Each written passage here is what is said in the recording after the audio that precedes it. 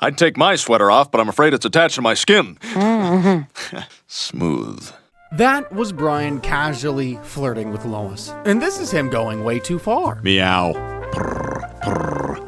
I think you're dreaming. No, I'm not. But we haven't even seen the worst of it, as today we're looking at every time Brian wanted Lois. Starting with the time Lois becomes a teacher in Prick Up Your Ears, where Brian uses it as an opportunity to get his kicks. You've probably heard it make less pleasurable. While that is a fact, they also make safer. Yeah, Lois, this is like a waitress telling a hungry person that the tofu burger tastes disgusting, but will lower your cholesterol. And this angry crowd of parents seems to agree. We're all protesting the ed class that's being taught to our children. Sure, because what parent doesn't want to become a grandparent at 35? But fortunately, the school has other plans to teach the kids about the dangers of through an ever-reliable school assembly. Here we are at the make-out point. You want to go all the way? Freeze! Who can tell me what Matthew just did wrong? He's wrong because he wants to have and he's not married. Bingo! I thought the answer was that he forgot to put the car in park. Regardless, Meg and her new friend Doug hit it off, but the problem is abstinence can be a bit of a mood killer. There are ways we could keep our pledge and still do other things. You're right. Are you thinking what I'm thinking?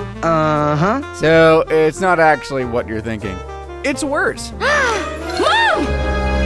Oh my God! You kids were doing it in the ear! Yikes, and I thought a Q-tip pushed in too far would hurt. Lois is keen to give Meg some advice on safe ways to do the deed, but it falls on deaf ears. Sorry, poor choice of words. Doug and I are abstinent. If we have the ear, it doesn't count. Sure, but the ear, nose, and throat doctor may have a different opinion. Lois believes it's important to let her know exactly what Meg's missing out on, and let's just say she gets a little carried away. Oh, when you rattle it around just right. Oh my God! I really hope this isn't an innuendo. Meg?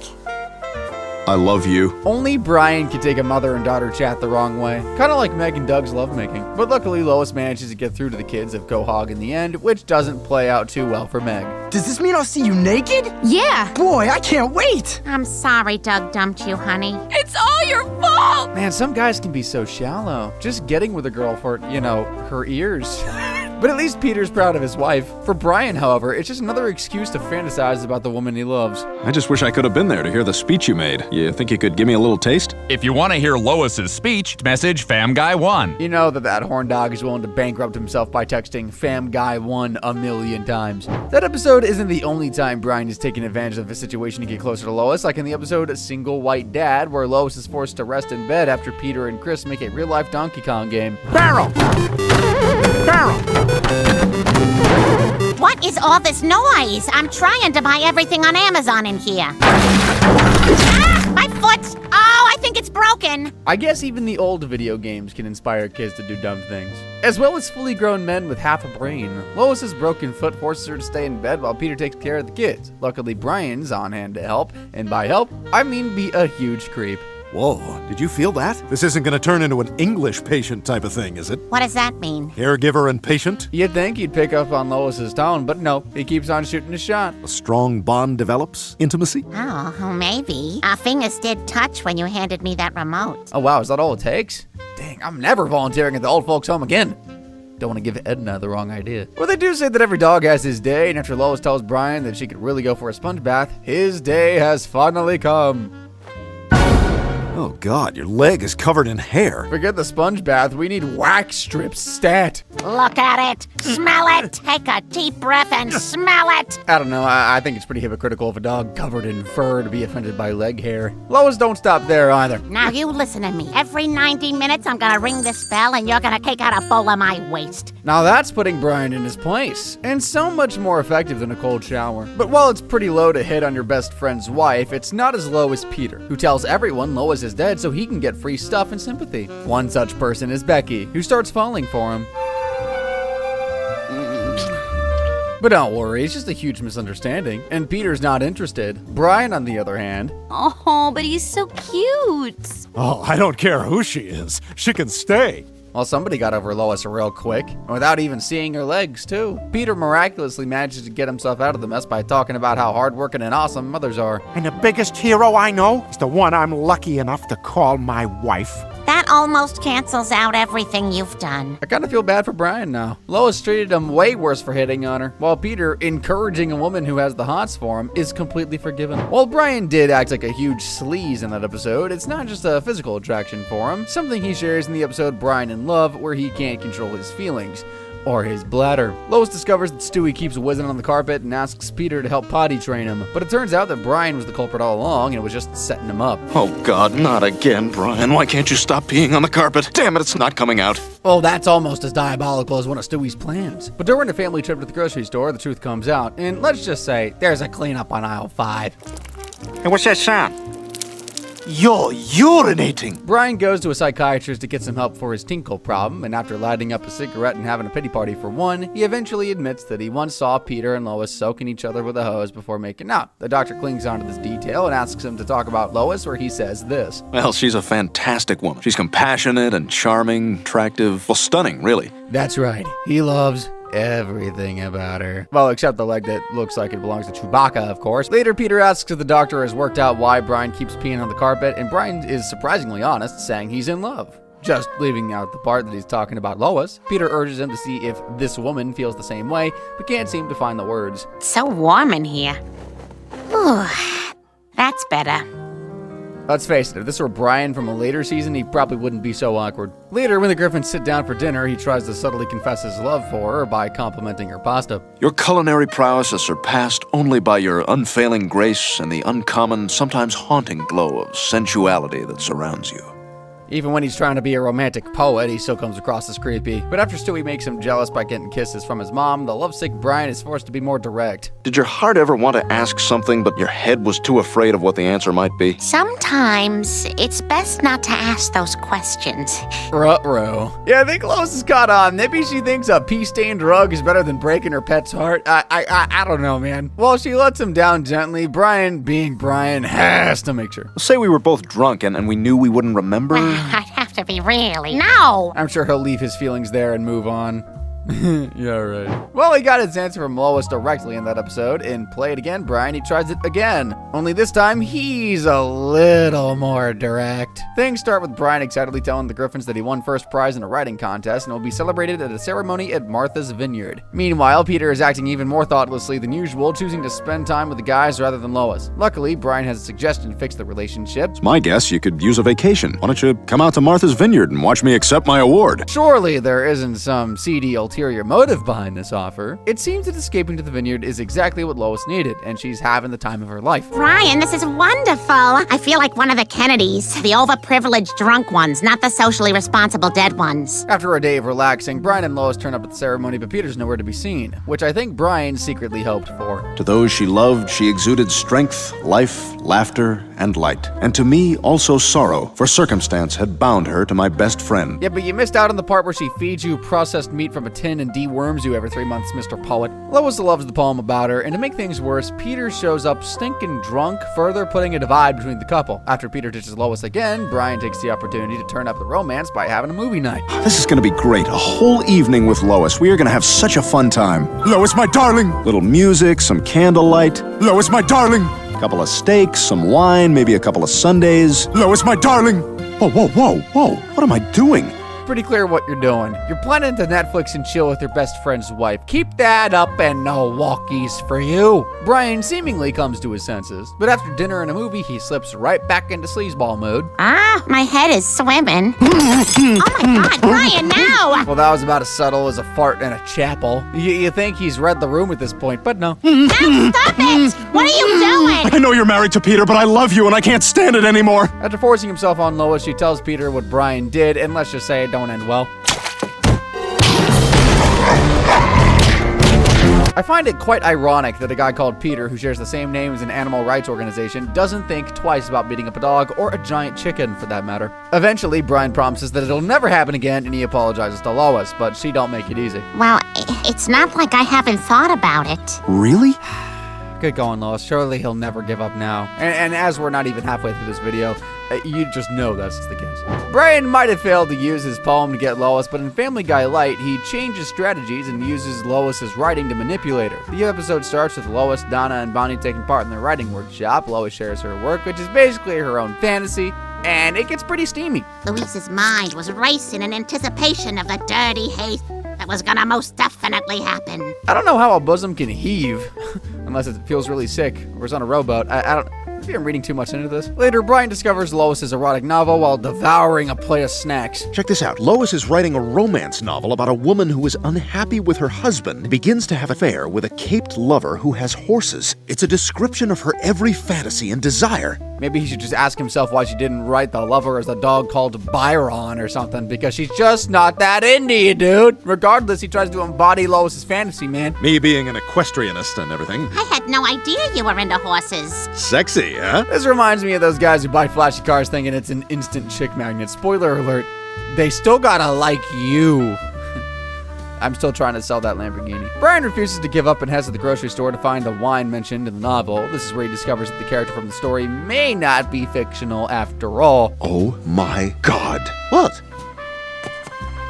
Sorry, Brian, but I don't think he'll be able to pull off that look. Although the wig was eerily on point, Brian starts thinking that Lois is having an affair, although he's probably more bummed out that someone else got to her first. Brian and Stewie decide to follow her. I found your book and read it. I thought that you wrote everything you were looking for in a lover. If I could embody some of those things, maybe I would have a shot with you. But then I found out Horatio was real, and I couldn't bear to see you do something like this to the family. So noble of him. But I don't think he would have had the same morals if she asked him for a literal roll in the hay. Lois chews him out for trying to manipulate her and reveals what's really going on between her and Horatio. Brian, this is Horatio. He's special. I know you think he's special. No, he's special. He's learning disabled. I like Coldplay.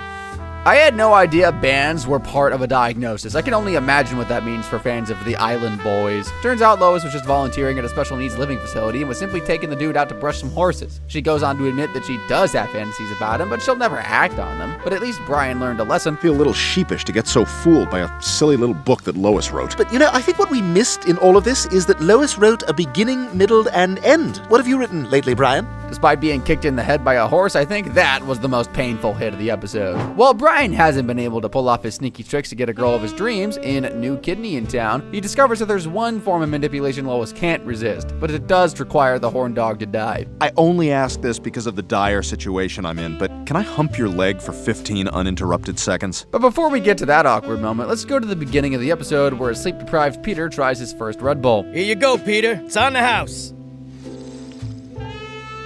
So, what do you think?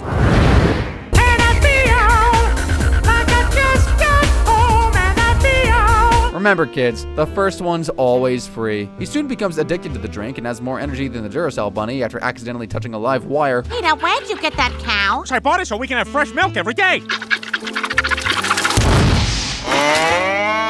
Poor cows, man. They just always get the short ends of the stick no matter where they are. After Peter becomes even more intolerable than usual, Lois decides to throw out all the Red Bull, but Peter has a plan up his sleeve. Basically, he brews his own moonshine version, and he hasn't quite perfected the recipe, we'll put it. I'm afraid all the toxic chemicals your husband ingested from his homemade energy drink have caused total kidney failure. They don't mention that on the can, but I suppose Red Bull gives you jaundice doesn't have the same ring to it. Peter ends up on the transplant list, but his kidneys won't last much longer. Brian turns out to be the only donor match, but here's the kicker: because he's a dog, his organs are too small. They need to use both of his kidneys, ultimately sacrificing his whole life. I'll do it. I'll give you my kidneys. So my dog won't stop chewing up my slippers, yet Brian's willing to give up both his kidneys for Peter. I feel kind of cheated. With Brian's imminent demise looming, he says his goodbyes and uses the situation to guilt trip Lois into letting him do something weird to her. Can I hump your leg for 15 uninterrupted seconds? I suppose so, Brian. Man, he saw an opportunity and took it. I said you could do it for 15 seconds. Didn't need it. The next day rolls around, and after escaping Stewie, who kidnapped him to stop the sacrifice, it's time to face the music. But wait, turns out there may be another option after all. Well, you see, Mrs. Griffin, I found another donor for your husband. You did? Who? Me. What? Yep, Dr. Hartman is a donor match and doesn't want to lose any of his patients. Actually, his only patients. Talk about service. So Brian got to hump Lois and keep his life. Talk about a win for him. But his other creepy advances disguised as good gestures don't work out so well. Take the episode I Take the Quagmire, which starts with Lois feeding Stewie, but his teeth are well and truly coming in, and that leads to this. My goodness, Stewie, I guess you're hungry. Honey, not so rough this time. Mommy's very sore. Let's be clear, I only like you as a friend. end. For a guy who infamously hates Lois to the point of trying to kill her, he's happy to dive right in. Unfortunately, he's taking its toll on Lois, who confides in the absolute worst person. I was breastfeeding Stewie and he bit me again. Maybe I should, look at it. I have seen a lot of medical shows. Wow, did he take that line from the first page of the Creep's Handbook? Surely Lois won't fall for it. You see, the areola is very tender here, and I think one of his new teeth may have bitten down right on the duct. She fell for it. Yeah, I'm pretty sure I haven't seen this happen in Grey's Anatomy, but good old Brian's willing to lend more of his medical expertise. Any other problems you have, for example, around your underpants that you want me to take a look at? I could take a look at that too. Huh? Please pull down your underpants. Following Brian's advice, Lois decides to wean Stewie off milk. This is bad for both mother and son, however, as Stewie has to go cold turkey and Lois has to suffer through the side effects of not expressing milk. Brian, my breasts are so sore, and they've gotten so engorged, I've gone up 2 bra sizes. What did you do with the old bras? Something tells me he doesn't want to donate them to Goodwill. Just a hunch. Eventually, Lois can't take it anymore and wants to feel connected with her baby again, so she forces Stewie off the wagon while Brian sits and watches. No! Put me down! I just kicked the stuff! Damn you! A mother feeding her baby is a sweet thing, but when that baby starts talking, it's just downright creepy. But not as creepy as Brian's been throughout this whole episode. And unfortunately, he's not calming down anytime soon, like the time Lois's old roommate turns up and he begs for his ultimate fantasy to be acted out. In the episode Partial Terms of Endearment, Lois brings Peter to her 20-year school reunion. Lois is excited to see her old pals, but Peter is uncomfortable at the thought of running into her exes. Well, that is until he meets one of his former lovers. Oh boy, speaking of exes, here comes one now. If he tries anything while I'm standing here, I'm gonna kick him right in the vagina. Well, that was disturbingly descriptive. Maybe Peter should have just joined Lois's erotic novel writing club. Fit right in. The two friends catch up, and Naomi puts a suggestion to Lois and Peter, who thinks he's going to have, how do I put this, a third pair of feet in the bed that night. All right, come on, guys. She's gonna be here any minute. You gotta get out of here. Daddy's gonna have a 3-way with your mother and her friend. I'm all for families being open and honest, but I don't know about this one, Chief. Peter's keen to get rid of everyone, but when Brian finds out what's happening, he is determined to stick around for the action. Peter, you're not gonna be having a 3-way with Lois and her friend. She just had that one experience in college with that girl. Naomi's the one who's coming. Let me stay. You may want to lock the door and cover all the windows. I have a feeling Brian's going to act like a dog looking for his bone with this one.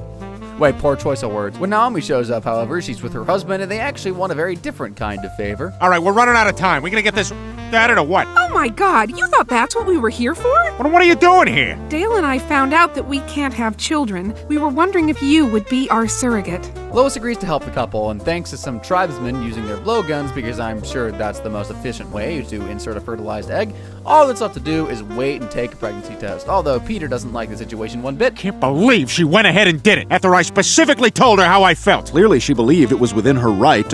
Lois just peed on something. It's either Lois had asparagus for lunch or Brian's creeper senses are tingling. Lois successfully becomes pregnant, but in a twist, Naomi and her husband Dale are killed in a car accident, leaving Lois with a tough decision. What happens to the baby now? Brian comes up with a suggestion. Well, you could have an abortion. There you go, Lois. We abort it. Send it on up to Dale and Naomi. Is Brian trying to be helpful, or does he just want Lois not to put on anyway? At this point, I'm not really sure. After a controversial conversation about the subject, the Griffin family finally decides to do what's right. Well, I think we made the right decision. Having a baby costs a fortune. There's diapers and crying and late nights with no sleep. But you know what? It's one more person to share the world with. One more Griffin to love and to love us in return. We had the abortion. Well, I didn't see that coming. So we've seen Brian acting majorly inappropriate around Lois, certainly. Despite calling Peter his best friend, you'd think people would call him out on it. Well, in Jerome is the New Black, that's exactly what happens. Only it's an unlikely character that gives them some home truths. This episode starts with Peter in the game looking for a new friend to replace Quagmire, after he leaves for his own spin-off show. Brian is more than willing to step in as the fourth member of the group, but that's when Peter drops this truth bomb. Well, I'll hang out with you guys. You know, I don't think that's gonna work out, Brian, because of the whole Quagmire thing. What Quagmire thing? Oh, you know, just that he hates you. Quagmire hates me? Hates you. Well, say it how you see it, Peter. But what on earth could Brian have done to be hated by the sleaziest guy in Quahog? Brian is hell-bent on finding out why Quagmire hates him and waits for him to grab his mail. Quagmire, what a coincidence. You and me just running into each other. How you doing? Fine. Ah, taking a break, huh? She's a hot piece of... I see he's going for the horn dog to horn dog approach. Surely that'll work, right? That's my sister, Brian. Her boyfriend has been beating her. Last thing she'd want right now is to be objectified. Well, that couldn't have gone any worse. Unless maybe he'd invited his granny over. A comment like that would have probably ended with a butt kicking. Brian comes up with a plan to get Quagmire to like him, and once again, he fumbles it hard. Brian, where's Cheryl Teagues? Well, she's not coming. I knew you'd never come if it was me, but I planned a big night and we're gonna have a great time. Cheryl was the one that got away.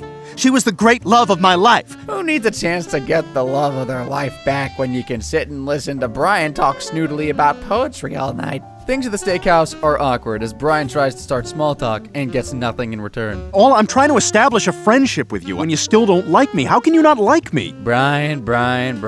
Don't ask questions you don't want answers to. You are the worst person I know. You constantly hit on your best friend's wife, and to add insult to injury, you defecate all over his yard. A man pays for your food and rescued you from certain death, and this is how you repay him? And you're such a sponge. You pay for nothing. You always say, ooh, I'll get you later, but later never comes. And what really bothers me is you pretend you're this deep guy who loves women for their souls. All you do is date bimbos. I date women for their bodies, but at least I'm honest about it. Well, somebody had to say it. He's shameless when it comes to Lois, and let's face it, if he were human, he would have been slapped with a restraining order years ago. With the hangout being about as fun as a funeral, Brian goes home, upset. But luckily, Stewie's there to help him feel better. Do you want to know something? That's okay. You don't need Quagmire to like you. You only need one person to like you. And that person is you. And I tell you something else, I like you. Thanks.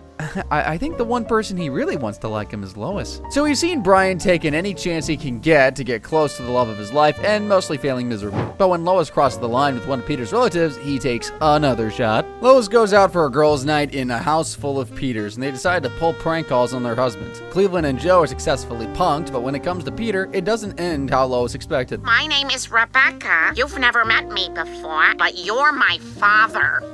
Hello? Don't you ever call here again! What the hell? Well, what can of worms is that just open? It's all fun and games until you find out your husband has an illegitimate daughter, I guess. When Lois gets home, she tries to get more information out of Peter, but he doesn't say anything. Desperate, she goes to investigate, but she needs to borrow Brian's car. Quick, Brian, I need your car. You're not on the insurance, and I don't think that... Well, that's one way to use someone's weakness against them. Lois follows Peter to a bank where she unearths a pretty huge secret. A long while back, just before we got married, I was a little short of cash. But hang on, you were a sperm donor? I'd almost forgotten about it, but then last night I get this call from a woman who says she's my daughter. I'm not one to judge, but what kind of bank accepts Peter Griffin as a donor? At least give the poor kid half a chance. Turns out the bank must have been having a discount clearance sale or something because someone actually chose him and, yeah, let's just say there's a bizarre family reunion. Who's this supermodel? I'm Katie. I'm your daughter. Yeah, that's right. Peter has another daughter, but that's not all.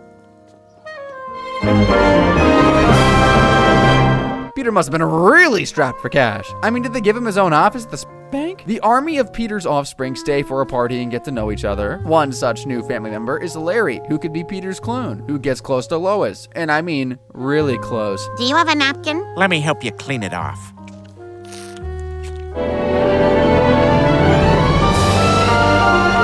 What are you doing? That's technically your stepson. Don't let Quagmire find out about this. I think it'd give him a heart attack. Lois admits to Brian that she cheated on Peter, but instead of helping the situation, he tries to get in on the action instead. I told him it could never happen again, and that...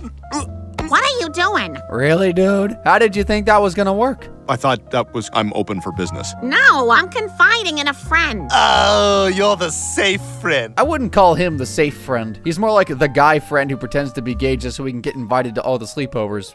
Friend. But while he once again failed to, let's face it, force himself on Lois, there was a time he actually went all the way with her. Switch to the Flip starts with Brian going on a rant about how technology has ruined the world, and after Peter sets up his talking speaker called Brandy. While at first he doesn't like the AI, he soon discovers that she's actually super easy to talk to. Boy, I haven't stayed up all night talking like that in forever. And thanks for suggesting I buy that Fitbit. Does this mean Brian's finally over Lois? I doubt it. I don't think they have a nasal voice setting yet. Things get weirder when Brian takes his new friend on a date to the cinema. I like you, Brandy. I like you too. That's weird. Just be thankful it's not the toaster he's trying to seduce. I wouldn't be able to look at waffles the same way ever again. Unfortunately, Brian uses Brandy to buy too much stuff, and his new girlfriend gets taken away by the repo guys. This leaves the pooch depressed and wishing he wasn't a dog. This leads to Stewie coming up with a plan to let Brian get the whole human experience.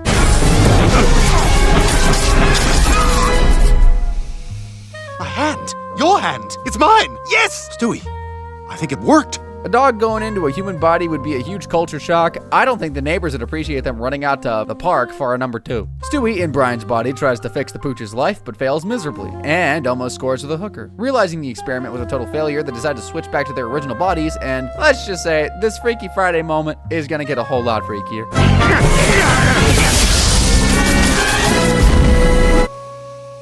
I don't know whose body I'd least want to have in this situation. I'd probably choose Brian at this point. Stewie tries to fix everything, but unfortunately the machine is overloaded and will take time to repair. In the meantime, everyone has to pretend to be each other, and it does not go well. Get over here.